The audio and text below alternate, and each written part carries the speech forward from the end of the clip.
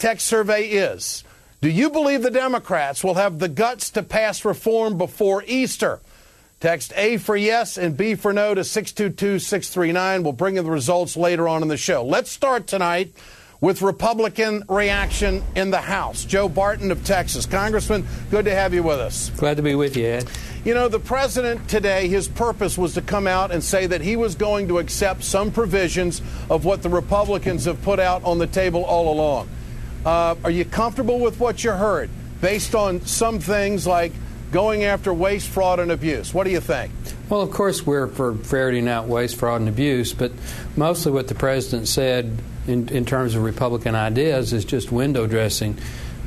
He mentioned medical malpractice reform, but what he wants is a pilot program that really prevents states from imposing any kind of caps on medical malpractice issues. So that's not, in my opinion, real reform. Okay, well, the president says he's willing to commit $50 million to fund state initiatives designed to reduce medical malpractice costs. Now, I've spoken with a few legal beagles today. They say that this is a great start, and it will undoubtedly have an effect on cases which would favor the position of the conservatives. What about that? Well, real medical malpractice reform would be to take the bill that Texas passed in 2003 or that California passed in 1975. But is this a change, Congressman? I mean, this is $50 million geared on a state level to address what your side of the aisle has said, frivolous lawsuits. Well, if you look at the fine print, states can't put any kind of a cap on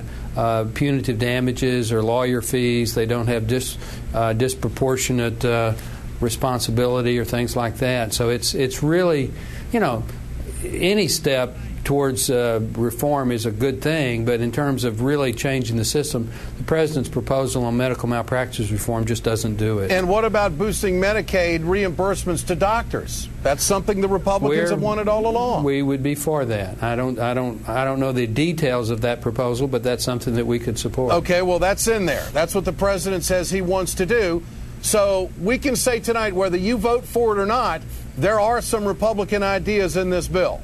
Well, it's we think it's going to be a 2,700-page bill, and to have 3 or 4 paragraphs that are things that we support does not make this something we can vote for. But Congressman, if I were a doctor and someone told me that if I treat patients that are in a government program such as Medicaid, and there's going to be reimbursement to the doctors and I'm going to get more money, I would think that would be a good thing. I'm getting paid more for my services. Well, that is a Republican issue. How could you not embrace that? Well, you know, one thing that's a good idea doesn't make the entire bill something that we can vote for. And 160 mandates and new commissions, requiring every person to have health insurance whether they want it or not, requiring employers to offer it whether they want it or not, spending $1 trillion.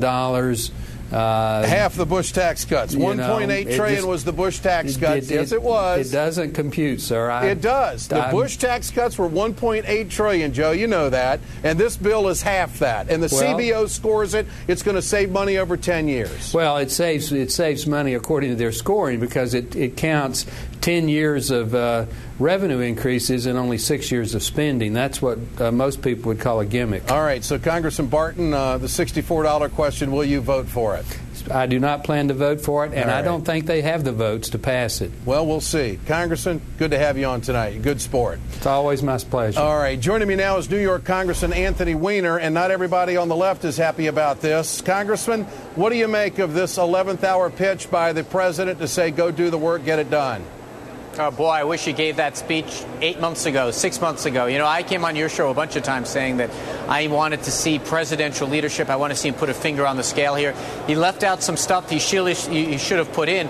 You know, part of the problem is that President Obama thinks that if you make some concessions, guys like my friend Joe Barton will come along.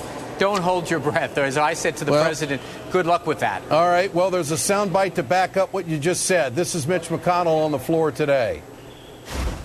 Unfortunately, Democrats here in Washington have decided to press ahead on the same kind of massive bill they were pushing before the summit. Even worse, they now seem willing to go to any length necessary to force the bill through Congress. Well, Congressman Weiner, I know you're not happy. I'm not happy. but it is a start. And 31 million people getting coverage. Can you vote yes on this? Oh, listen, I don't believe in letting the perfect be the enemy of the good. There are things I want to have in there. You know, the funny thing about what Mitch McConnell just said, to do anything possible to get this passed. How about just calling it for a vote and see if there's a majority in the House and Senate? Isn't that the way we govern? Isn't that what we came to Washington to do? Look, there's no doubt about it. There are things in it that I have some concerns about. For one thing, I haven't actually seen the bill yet, and I do want to see it.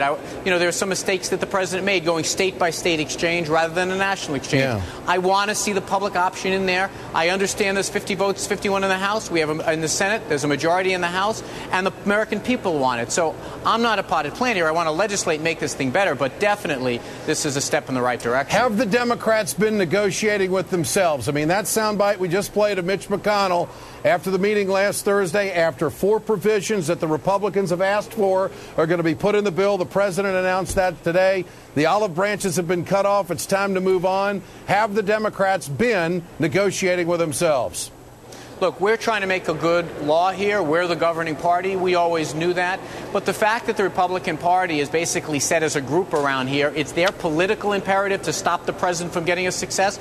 Once they call it the health care his Waterloo, we should realize right then and there they want him to fail. Now, I don't like that idea, and I hope that my Republican friends, when they look in the mirror, maybe they have a turnaround moment. But I think we pretty much have to realize they're standing at the sidelines and letting us govern, but we have to take up that mantle now. Congressman Weiner, good to have you on with us tonight. Thanks so much. My pleasure. Thanks. All right.